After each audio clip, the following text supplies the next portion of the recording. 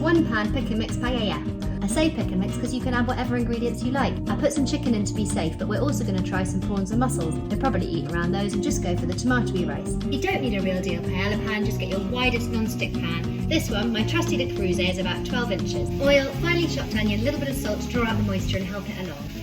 Sizzle till beginning to soften. Garlic. Paella has to have saffron. Pop it into your hot chicken stock to draw out the flavour and colour. Sweet smoked paprika for that lovely burnt orange colour and quintessential Spanish flavour. 30 seconds should do it until you start to see the oil releasing.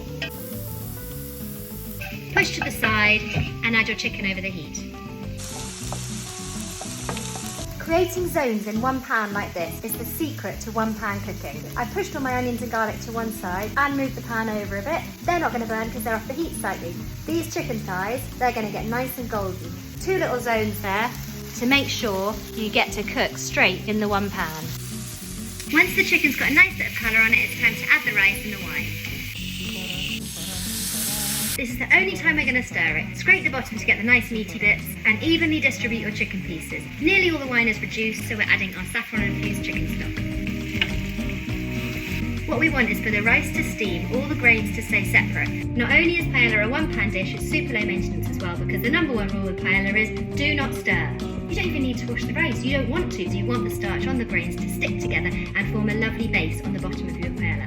That's called socarrat. You can give it a shimmy, but we don't want to stir because that will agitate the grains and release the starch, and then you'll get more of a sticky mixture like a risotto. This is not risotto, this is paella! Paella, oh paella. This is how you make paella, oh yes it is.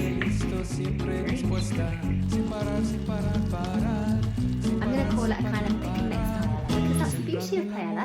You can add any little flavours, any ingredients that your family like. Just to keep it safe, I also included chicken thighs in there. Yes, broccoli isn't traditionally included in a paella, but if your lot love broccoli, whack it in! At the end of the day, it's just really a tomatoey, oniony rice base.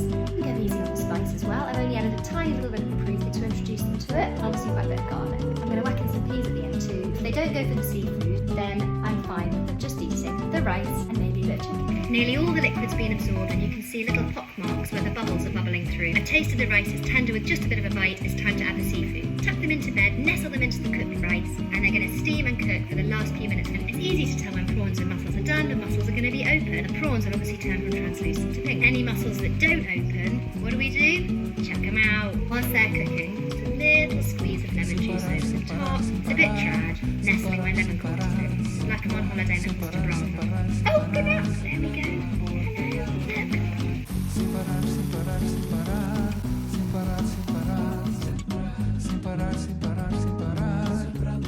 That is a socarrat.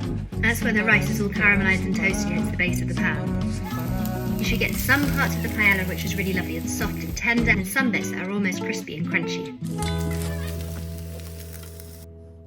This food makes me so happy, so thank you Spain for paella, and thank you Gypsy Kings for the music.